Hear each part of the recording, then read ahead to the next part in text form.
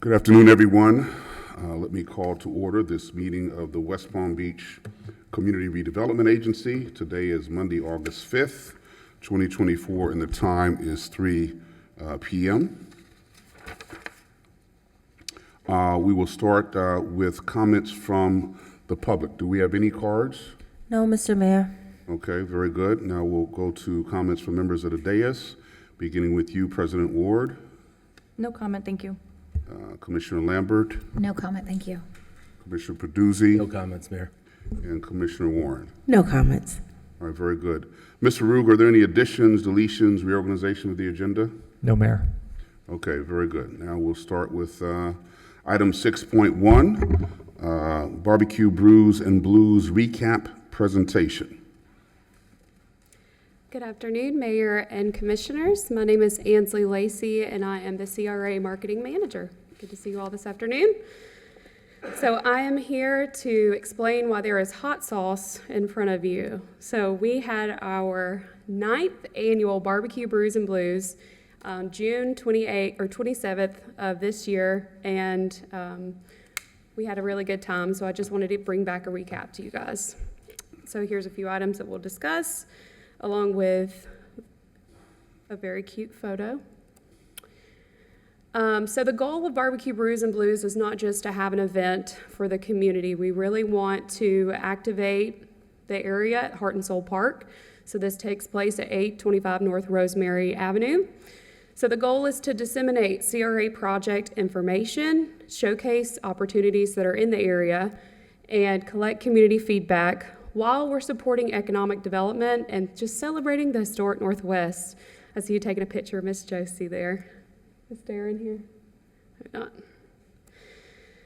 So we really tried to expand our marketing and advertisement for this. What we noticed at our last event is that we had a lot of people come in from other areas, but not as many people come in from right here in the 33401 zip code. So that was where we were trying to focus.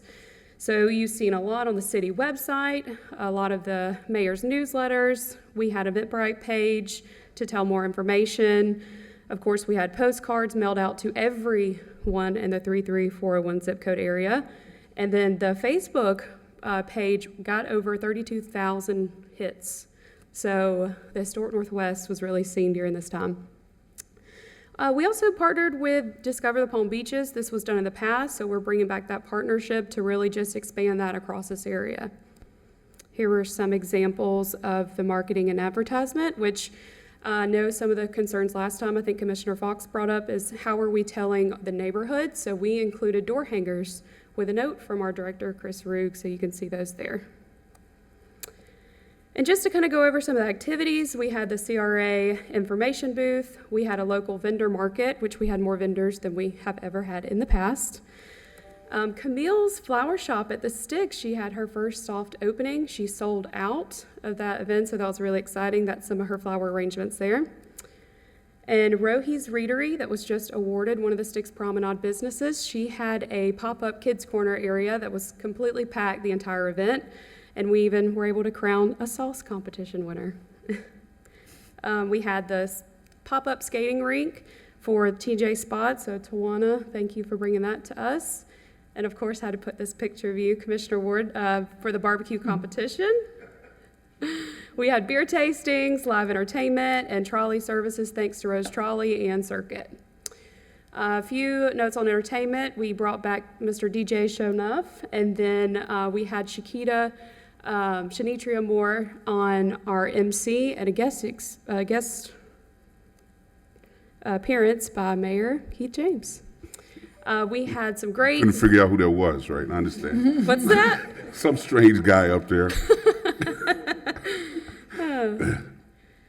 We had some great entertainment thanks to Mr. Jimmy Bohorn with Joy Productions. So we had a whole evening of live entertainment. One of my favorites was we got to bring Miss Terrion Nelson, and she is a resident from the historic Northwest neighborhood, and she put on a show. You had chill bumps in June in South Florida, so we're excited to bring those. Main thing, we talk about attendance. In 2022, we had 1,000 people come. Last year, we had 2,000. We're excited to share that we're growing even more with 2,500 people visiting the historic Northwest.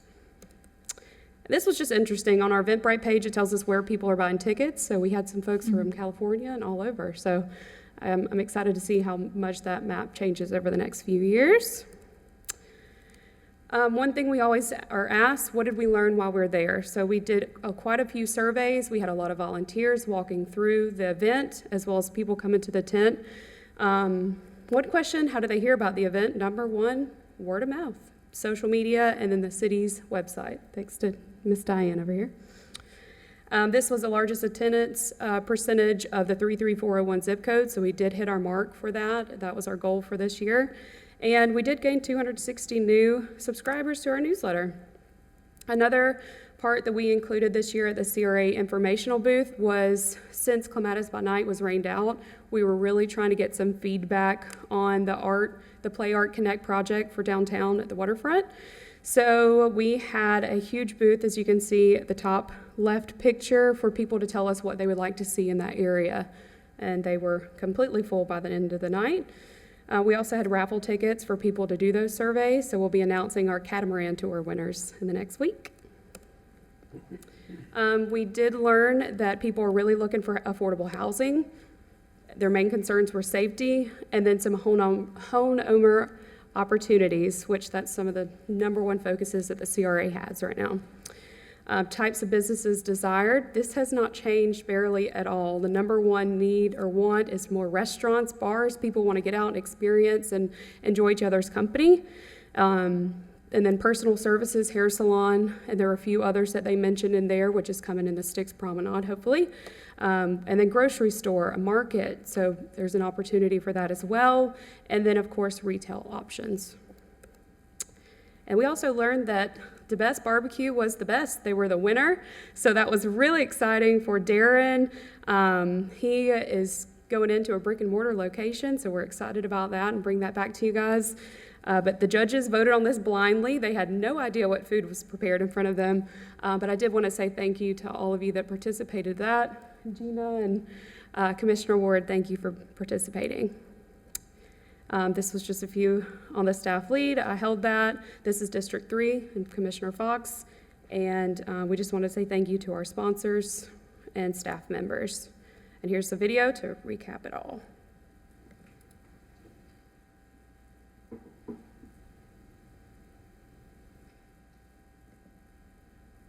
Oh, no.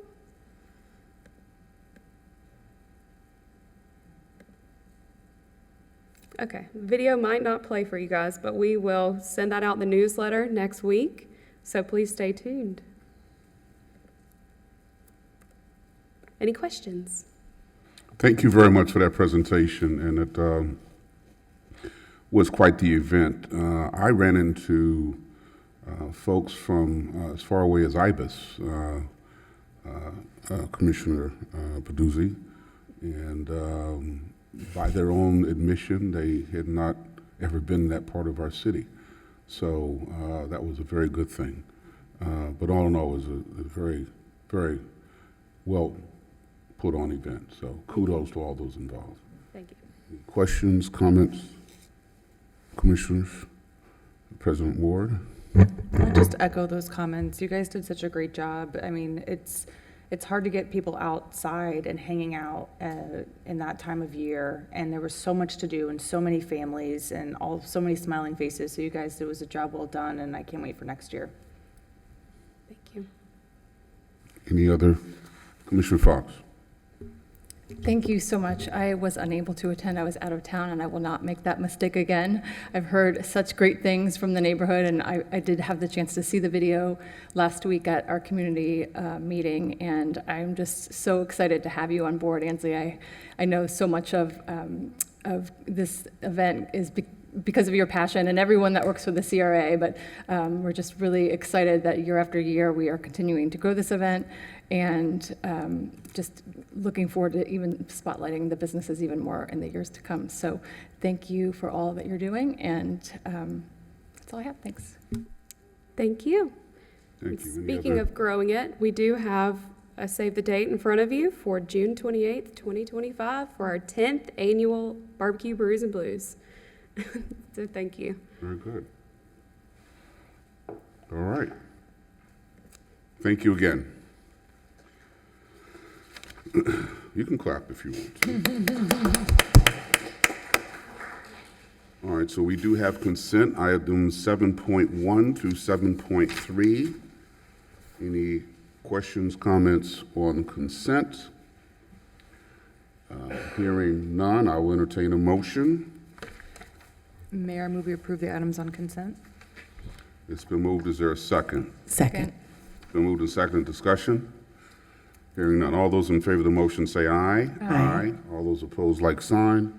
Hearing no opposition, motion carries unanimously. Thank you. Item 8.1, resolution number 24-30, approving a property improvement agreement for a grant under the Pleasant City Neighborhood Paint, Plant, and Pave program in the amount of $9,847 for improvements to the property at 2017 Happy Street. Good afternoon, Mayor and Commissioners. Kelsey King, Sierra Property Manager, Project Manager, presenting Resolution 24-30 for the Paint, Plant, and Pave application at the address 2017 Happy Street. So on our agenda, we're just going to quickly review the PPP relaunch that we did earlier this year, provide some background on the changes, review the application submitted by the resident, and then we'll end with staff recommendation and take any questions the board has.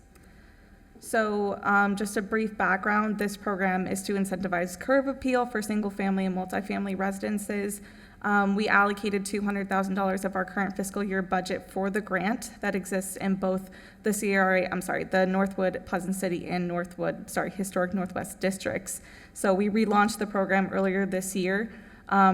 Received some feedback from both our advisory board and community members that some changes were needed, those being that we needed to adjust the full improvement cost to 100% and then allow for a direct payment method to the vendor. Those changes were approved by the board earlier in April of this year. So the application that we received was from a resident in the Mary Place Estates. Their application was submitted by their POA as required in our application. They are asking for 3 hurricane impact windows and 1 door for a total improvement cost of $9,847. So staff recommendation is to approve the grant for Resolution 24-30 as it will help achieve our goal 3, which is creating incentive programs for specialty parcels that will help establish a sense of community. And that concludes this presentation, and I'll take any questions. Thank you very much for that presentation. How are we advertising these, now that we've renewed these grants, how are we advertising those, the availability of the grants? So we advertise them on our CRA website.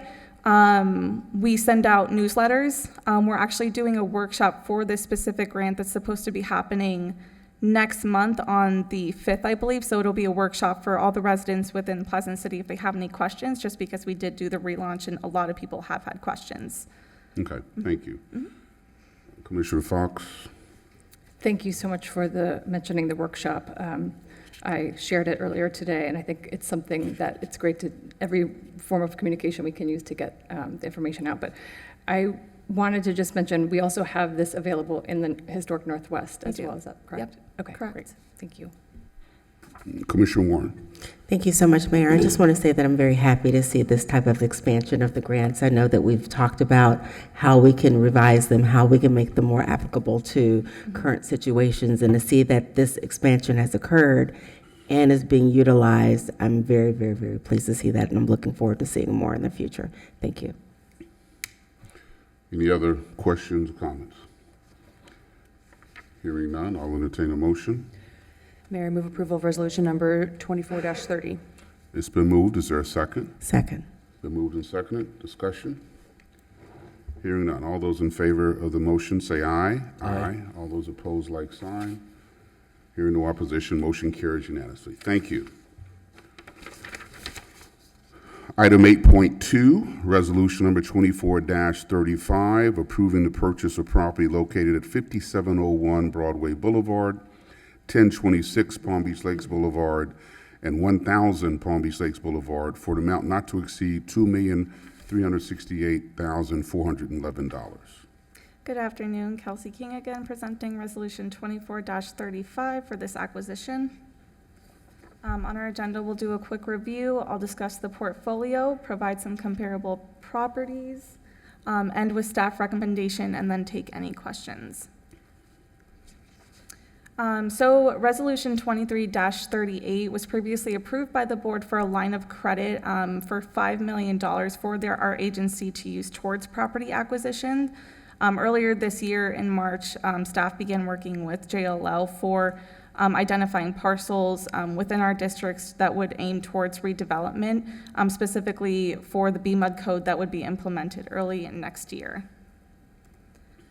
So this portfolio cost is totaling $2,368,411 for a total purchase price, and it comprises of 3 different parcels: the 5701 Broadway Boulevard, 1000 Palm Beach Lakes, and 1026 Palm Beach Lakes. And you can see the price breakdown per parcel on your screens as well. So this map will show you where it is in relation to the other parcels that we currently own. The yellow parcels are what the CRA owns currently, and then the 5701 parcel is what we are here today discussing. The 1026 and the 1000 Palm Beach Lakes Boulevard is in the upper left-hand corner, and then you can see its proximity to the smaller CRA-owned assets in the bottom corner as well. Comparable properties, so we did a cost analysis internally with our own staff. So we did it for the 3 properties, the 1000, 1026, and 5701. The price breakdown per square foot for each is shown on your screens, and then we did an average per square foot analysis for those 3 parcels, which came out to be $51.93. We used 2 parcels that were previously sold in the last year or so, which was 6000 Broadway and 5305 Broadway. These were not purchased by us, but they were purchased by other independent owners within the last year or so. And again, the average square foot is $47.21. So just a couple dollars difference between the 2 averages. The agreement details that we have with the seller is that 3% commission will be paid by the purchaser. Closing is subjective to closing September 16th. In that time, we are supposed to have our title commitment, an approved survey, and full environmental reports. Our staff recommendation is to approve Resolution 24-36 for the acquisition of all 3 parcels for the full purchase price, as it will help our agency achieve 2 of the goals in both our CRA districts. And that concludes this presentation, and I will be happy to take any questions. Thank you for that presentation. Any questions or comments, commissioners? Hearing none, I will entertain a motion.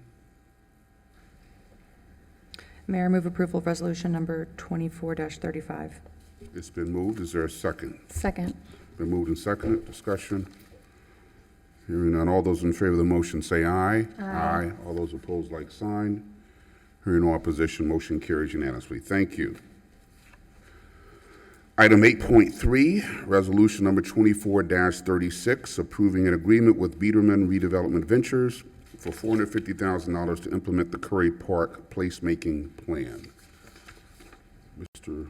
Okay. Kelsey King again, CRA Project Manager, presenting Resolution 24-36 for the Curry Park placemaking plan with Biederman Redevelopment Ventures.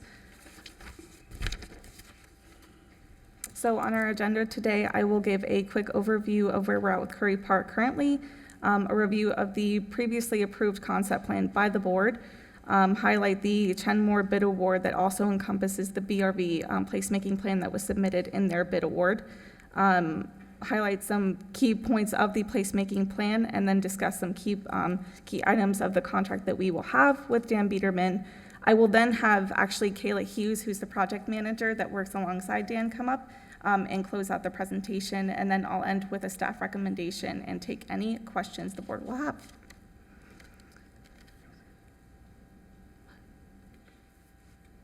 Mayor, Yes. I'm sorry. I wanted to preference and make one note. So originally, Dan Biederman with BRV was going to be with us this evening. Unfortunately, all of the flights out of New York got canceled this morning. So he is not able to be here with us, but as Kelsey had mentioned, Kayla is with us, which is half of BRV's team. But Dan did send his apologies. He is truly sorry about it. He can't control the flights, but he is watching.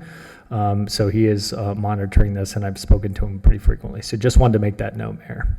Thank you. Thank you for letting us know that. Okay.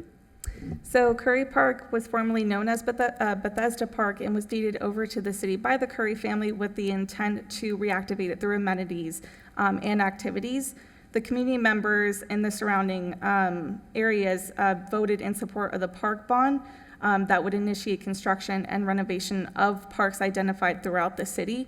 The total bond being $20 million, of which $8 million was therefore allocated to Curry Park.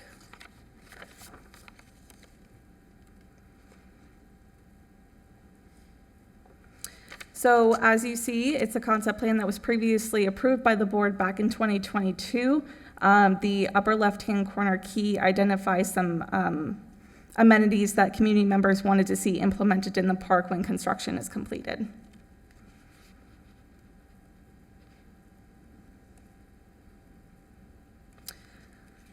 So RFP 18-19-201 was issued in 2018 for the architectural and engineering design services, and that bid was awarded to Chenmore overall. BRV was included as that overall bid, and part of what they included was their programming and operations maintenance. And so our team is strongly supportive of keeping BRV as part of the overall project for Curry Park. Going backwards. So key points for the placemaking plan implementation are the programming, design considerations, operations maintenance, revenue strategies, and structure of governance. Programming being creating a schedule that is in line with local businesses and organizations and vendors that are around the surrounding area. Design considerations are how do we create a space that makes community members feel welcomed and they want to keep returning to. Operations and maintenance being keeping the park clean and safe and creating a team that is in line with that goal. Revenue strategies being the financial sustainability of the park and minimally using funding from the city. And structure of governance being creating an entity that will oversee the overall operation of the park indefinitely. Some key points of the Biederman redevelopment contract include design-related placemaking and operations, managing organizations, the cafe, budgeting, and financing. But the key point that I would like the board to recognize is the cafe portion in which Biederman will help with the RFP process, selection of the overall operator, and help negotiate the final contract for that operator that is identified. The fee that will be paid out for Biederman is a total cost of $450,000. That includes an additional $14,200 that will be for a maximum out-of-pocket expense for items like travel. And at the bottom, you will be able to see the fee schedule. So they're quarterly, that's paid over a 2-year period. The first invoice being due August 15th for $90,000. The next one being January of next year for $90,000, and so on.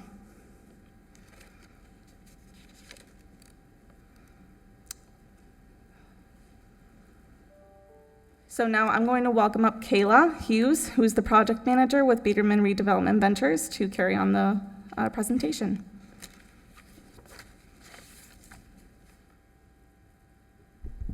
Hi, good evening. Wow, it really does start over. Okay, so I wanted to start the presentation with If you don't mind, if you just state your name for the record, please. Okay, sorry, Kayla Hughes, project manager for Biederman Redevelopment Ventures. So I wanted to start this presentation showing the successful parks that BRV has implemented. So BRV parks, the ones that we have worked on, have received over 42 awards since 1984. But this particular slide highlights 13 projects that are completed, which we are proud to show due to how they were implemented, which will have characteristics that we are trying to strive for Curry as well. And then, goodness, sorry. For more visual impact, these are some of the completed work. We work all over the nation. So Bryant Park, of course, is one that we are most well known for. Clyde Warren Park is probably our second most famous park that we've worked on. But as you can see through this slide and then the slide showing more current and recent projects that we've worked in parks in different sectors of the nation, and then different climates and park settings. So things from small plazas to really large regional parks. If you don't know our company very well, these are some of the core expertise that we do overseas. So design review, helping with the landscape architect when they're creating a park, not just make a beautiful park, but make a very functional park, and then one that will actually align with the goals set forward for the design. Programming, park operation, park budgets, streetscape governance, revenue generation, and then BIDs. So business improvement districts or the like. And then going towards more of our approach, this kind of really shows our philosophy and why we think the way we do, with how important it is to have the public space management and governance structure set up, and how that could influence the type of programming and activation that is allowed in the park, that could be successful of certain types of management structures. This will play into the operation cost, of course, but it also creates a place identity, a branding opportunity, something that locals can really be proud of, and creates this connection to the place more than your typical public space. This then will increase revenue generation and value creation, which then allows for more support in that programming and operation side of the park. And so governance is something that we look at for each park that we work on, and we see Curry Park being somewhere in the middle of this chart. So it goes from private management, that's private ownership, and then the other 5 are city-owned. But so you might have private management with also nonprofit management in between, private and nonprofit management with some public funding, hybrid joint. So the city would maybe pay for operations, but then some of the fundraising will be through the management structure. And then you have friends groups of various levels as well.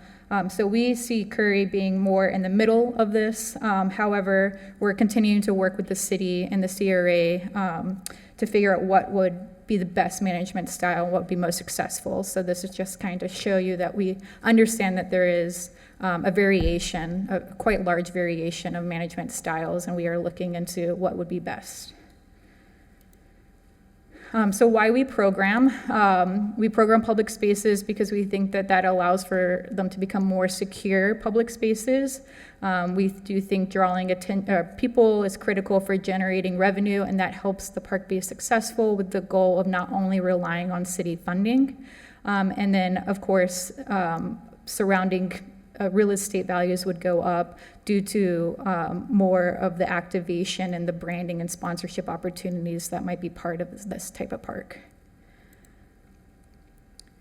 So we really focus on amenities and thinking about the times of days that programming works best for the public when we are creating our programming plan for each park. And so everyday amenities, what I mean by that are just things that you don't have to show up at a certain time to enjoy, but you know that it's there for your use.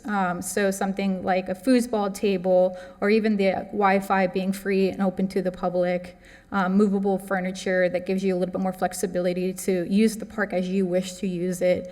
So less structure is really where we start when we're planning our programming, and then we layer on that. And so the last things we really focus on are special events, because one, this can really drain a park's resources, and it also it has benefits for marketing and creating more of a regional draw, but it does take away sometimes, if you do it too frequently, from the local neighborhood feel. So focusing on those amenities first, and then those small weekly programs allows it to feel first as a neighborhood park, and then expand for creating that regional reach. And then the second diagram here, when we're thinking about our programming plan, we think about the users of the space and times that they might use it. So exercising and dog walking typically will happen early in the morning, so that might not be the most popular time for most programming, but having some amenities that align with those users. And then thinking through when families might before nap time, workers at their lunch, seniors early afternoon, students later afternoon, and then residents, of course, after work hours. So it's easy to kind of, when you think of this in these slices, to activate a park for 10 plus hours without it being overwhelming for the park itself, just thinking about those users. Oh, goodness,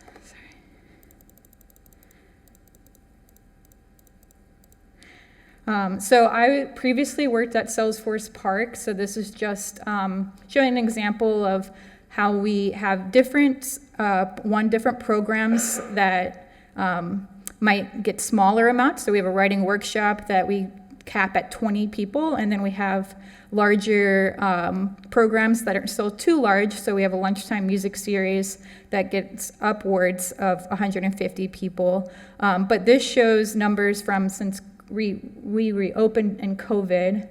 And then it gradually becoming more and more popular as people are returning to work, and really focusing on the programming amenities that allow those workers to have a reason to go to work if they have the choice of working from home and such.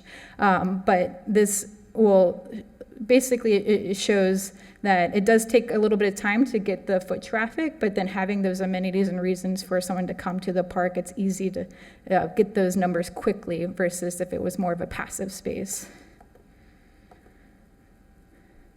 Okay. And then we have, this is for Bryant Park. It's a little bit older, but it's really to show BRV's philosophy that we really want to strive to attract more women than men in public spaces. We kind of consider this as a way to evaluate how safe a public space is. This being Bryant Park, it's in the middle of Manhattan. It skews typically more male. So the fact that we're able to each year have more and more females come up, we show as an success of the park. And so Bryant Park is really our lab. This is where we test ideas, and this allows us to learn from mistakes before we apply it to other projects. But it's also the main influence we have in all of our projects. So Dan Biederman still runs Bryant Park with a nonprofit that oversees the management. And it's really, we just learned so much in the past 40 years of what works, what doesn't, having more confidence in kind of those quirky ideas, but also understanding just how impactful these small programs can be, and that you don't have to focus on just only large events. So park operations is really where we specialize, and where a lot of the times where we get questions about how we're running things, why are we so successful at times compared to other parks. So this is just kind of to show you some of what we succeed at. So sanitation, security, again, those amenities, really focusing on those. Horticultural, observing the public space, noticing when people are not using certain amenities that we have out versus others. This particular photo is movable seating versus non-movable seating. And then design standards, so anything from signage to the restrooms, we really think about how every aspect of the user experience is influencing how they're reacting to the space. So now to dive into Curry Park specifically more. So this is a draft programming calendar. This is really just to picture the level of programming that we see could be appropriate for the park, but this is not an official programming plan. There was an initial outreach with the design team a couple of years ago, but we feel that there will be a need for a future outreach with the public to focus strictly on programming, to touch base with the community and listen to the types of programs they wish to see with the official park design. So previously, again, the outreach was kind of to learn more about the design of the park, and now that that is set, we want to reach back out to say, all right, this is the design of the park that we're working with. These are the programs now that we think could happen here, but we would love to learn more about ideas and what actually will bring people, and most of the time we'll learn more from the community, of course, than just coming with them with all the ideas. So we'll talk to local programming partners as well to really understand who might be interested or what they might need. So we'll make sure we have procurement lists and everything, so it's easier for those interested in coming into the park. If they need a Bluetooth speaker, and we hear that from 20 different programming partners, we'll add that to the list to allow it for easier access for small businesses to participate. And then as we get closer to the actual opening of the park, we'll have a more finalized programming plan. So, and we also, if you might note, that there's a winter and a summer. So we think about seasons as well. So thinking about the rain, we might have programs earlier, and having more opportunities to engage with the water sports or such as kayak. And then the timing of the time change. So movie nights in the fall when the time changes before it gets too cold and so on. So this, again, it's a mock calendar kind of to show that list, there's a lot on that list, to show kind of what a week in July might look like. So make sure there's breathing room, and then in between programs, but also the park is very large, so having one program that's focused on kids in one area still allows for a lot of passive opportunities for the rest of the park as well. So not too much layering, but some, and then making sure it's still a full day, so you can increase that dwell time as people are walking the park and maybe walking their dog and then finding, oh, they're having lunchtime music. I'll stay here for a little while longer. So some sample activities at Curry Park, live music, games area, children's programming, performances, the kayak lunch, and fitness classes. Again, we'll get really more specific when we talk to the actual neighborhood and community about what they would like to see. So the Curry Park expense budget, this is slightly updated from our placemaking plan that we did submit. So we created this as an estimate expense budget of what we've done successfully in other parks.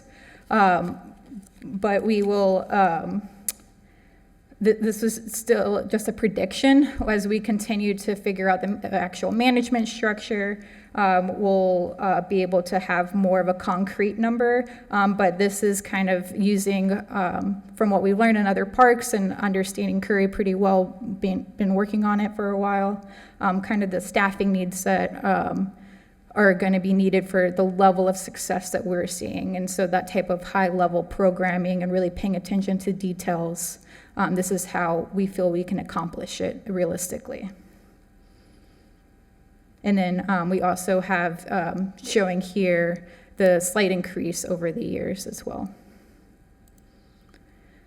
And then, so the staffing chart, this is kind of to show, again, what we assume is going to be necessary, and then it might ramp up slightly depending on the popularity. So programming events coordinator, we'll wait to see when that's necessary to be added. And then contracted as needed. We'll have director of brand partnerships and fundraising, specialty labor, and then consulting horticulturalist is probably going to be required. But that's a quarterly to help with the gardeners to make sure everything's healthy as it continues. And this is what we based the operations expense off of. So then funding parks. So using Bryant Park as an example, because again, Dan runs Bryant Park, so we can openly show all the numbers. So this is more expensive because this is New York, of course, but this is to show the expenses so we can actually show the revenue as well. Let me see if I can make that disappear. Okay, maybe not. And then, so that was the expenses, and then this is the revenue. This particular slide, it's really to show that Bryant Park started with small amounts and then was able to successfully ramp up, but that's over 40 years. So with all the lessons that Dan has learned, we're able to make that 40-year curve more of a 3 to 4 year curve, and so that is what our goal is for Curry Park. And then to show a little bit more details with the revenue. So there's, I'll switch back to the operations real quick now that I figured out how to hide that. So you have the operations expenses about 21 million, but then the revenue 22, so creating more revenue, and Renter Village, of course, is a large part of this opportunity, and the lady that runs Winter Village is Irene, and she works for BRV and Bryant Park and is on this project as well, so we have that specialties to kind of make sure those larger opportunities or sponsorships will be able to be focused on Curry as well through the knowledge that we have. And so some other revenue strategies that we think are more specific to Curry is, could be rental concessions, food and beverage concessions, sponsorships, philanthropy, event rentals, experiential marketing, specialty markets, and assessments. And I say all these as opportunities because the goal is to have it, so we are not relying on city funding. However, we definitely take special care of focusing that this is a neighborhood park first. And we want the revenue strategies, but we won't do a complete buyout every month to make sure we get all the money we possibly can. We focus more on that balance and the opportunities that gives us. And so in conversations with the legal and finance department, we have created this as a visual, kind of just to explain how we see how Curry Park is to be structured. So for the city of West Palm Beach, the city will still own Curry Park, but then there will be a new nonprofit management entity. So they will get the operating control over Curry, and the budget line that the city has currently will go more towards the responsibility of that nonprofit. And that's with support of the surrounding property owners, with the CMUD fund going into that nonprofit, and then assessments going to the nonprofit for the operations of Curry Park. And then the earned income will go straight back into Curry Park, so it's successful of not relying on city funding. And so this is another way to kind of see that. This shows over time how the park revenue will begin to offload some burden. We want to be conservative, so the early years of revenue will be smaller, but we hope to relieve the city by funding by year 3, as we've been saying. So this is, there will be time for the cafe, if that's what is planned, or any type of food and beverage rent, to start bringing in enough revenue to help cover more of a large spot. And then the sponsorship philanthropy, we definitely don't expect that in year 1, it'll probably be year 2. And then the revenue generating events, some of that as well will help offload from the beginning. And then we just wanted to show some imagery of Bryant Park, just how impactful it is to the surrounding neighborhoods when everybody is naming their buildings after Bryant Park, when they're marketing their residentials of like the biggest amenity to them is Bryant Park. And we've seen that quite a bunch, and it's quite funny with New York Times that Dan would say that they are not always the friendliest towards the privatization, but when you're a hot park and everybody wants your name, it's a pretty flattering written up piece. And then just a few more articles about really even this Real Estate Weekly, Bryant Park gets a new hotel. And so really, even though they have nothing to do with it, it's showing the impact that they have to the surrounding community and creating value. And then I have just 2 more slides, but this is another example of just how impactful some of the programming can be to those buildings. These numbers that are on towards the right in the columns came from the owner of this Grace building in New York. They sat Dan down and explained how the rents rolled over. They are at 19.5 million, and this applies to residential and commercial. So I honestly don't fully understand this whole slide. Dan does explain this a little bit better than myself, but essentially this is a 40x deal when they sold the building because of being upfront Bryant Park.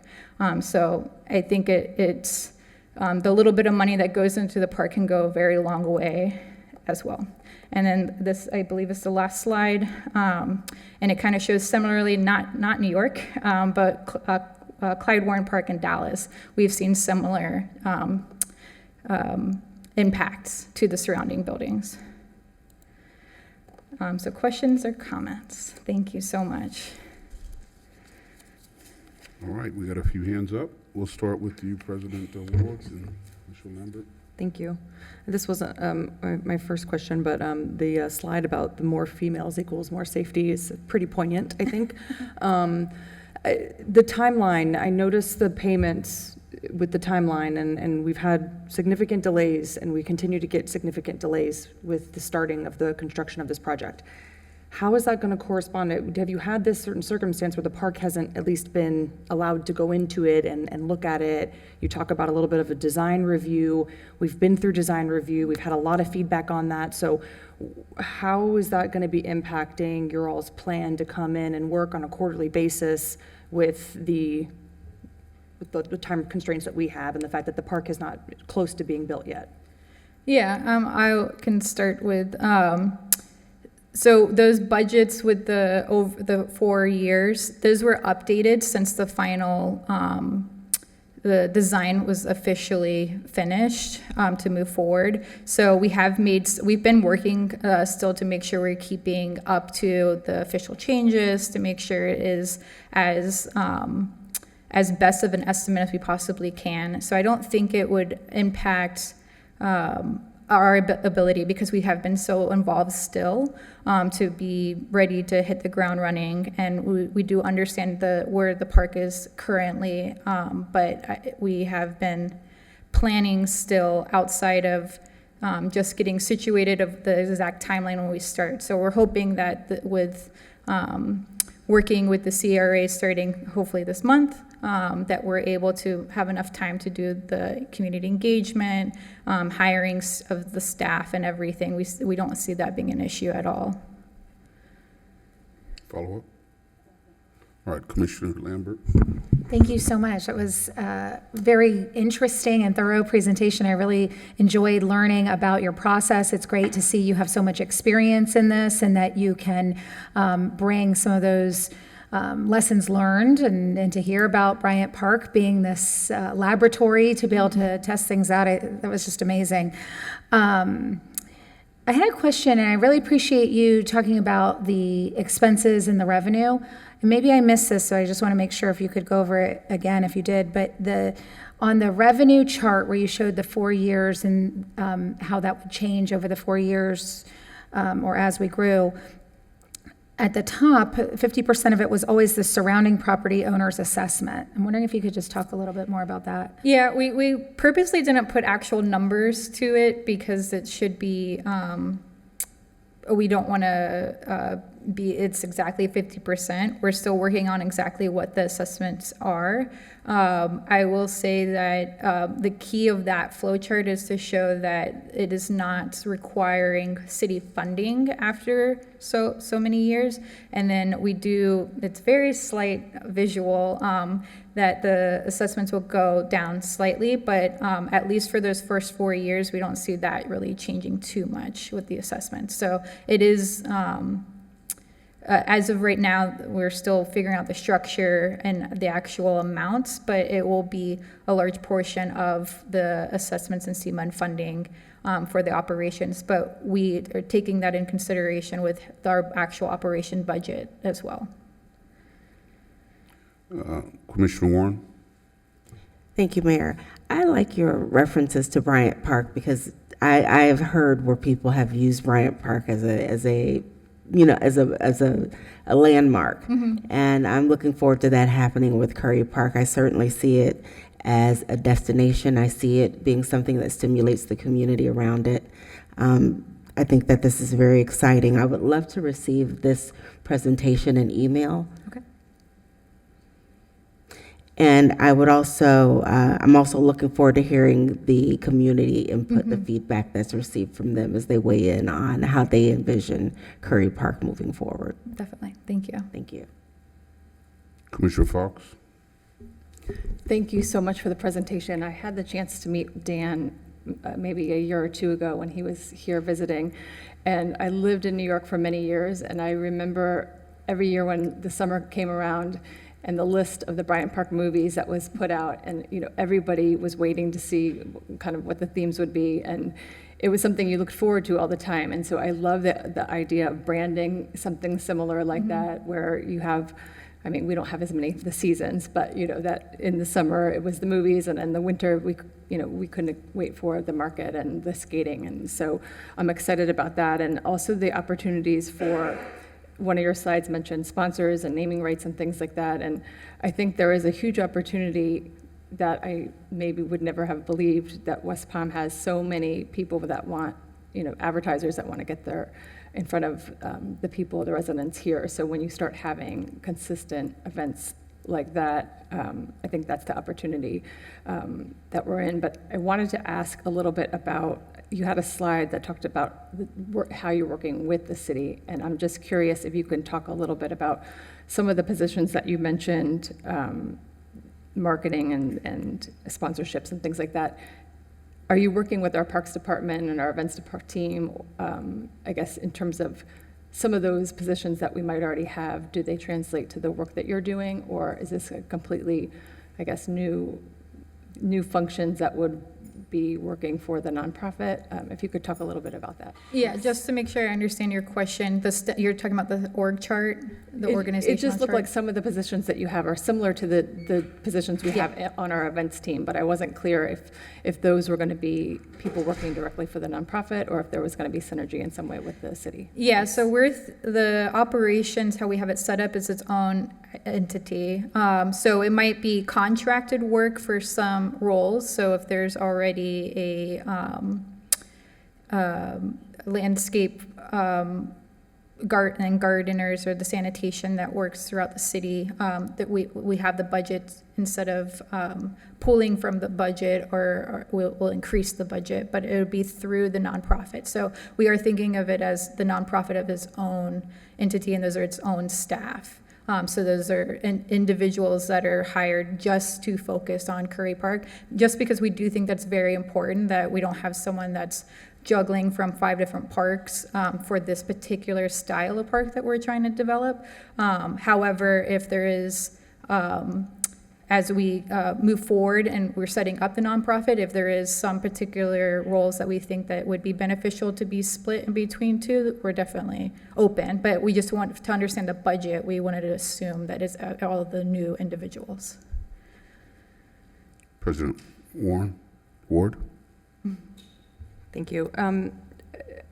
I realize we're paying you quarterly, we would be, if we approve this, paying you quarterly. And so how do we follow up status reports?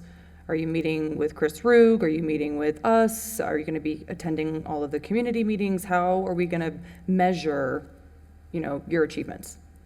From my understanding, working more directly with Chris Rug and the CRA, however, I would assume that any way that it needs to be set up, we're more than happy to work with. Chris? Yes, Commissioner Mayor, the plan is that there's specific deliverables in the contract, and those are associated with the work items that were laid out, that Kelsey had laid out. So the plan is that because Curry Park is a marquee project for the city overall, at a minimum, we would have the monthly touch bases with the CRA advisory board. And then we can brief the board, the CRA board, as much as you'd like. There are going to be specific items where, like the cafe and things like that, those are going to have to come back to the board anyways, because those are sort of big items that may involve other decisions and things like that. So there'll be regular touch points with the board as we go through the project. And if you'd like, I can bring those back on a one-on-one basis to let you know what those specific points look like, as well as the deliverables and when those can be expected. Thank you, Philip. Follow? And thank you. I would want that one-on-one, and you kind of touched on something I was going to get at when it comes to the cafe. That's been brought up multiple times. That was pushed, we were going to continue forward and discuss that afterwards.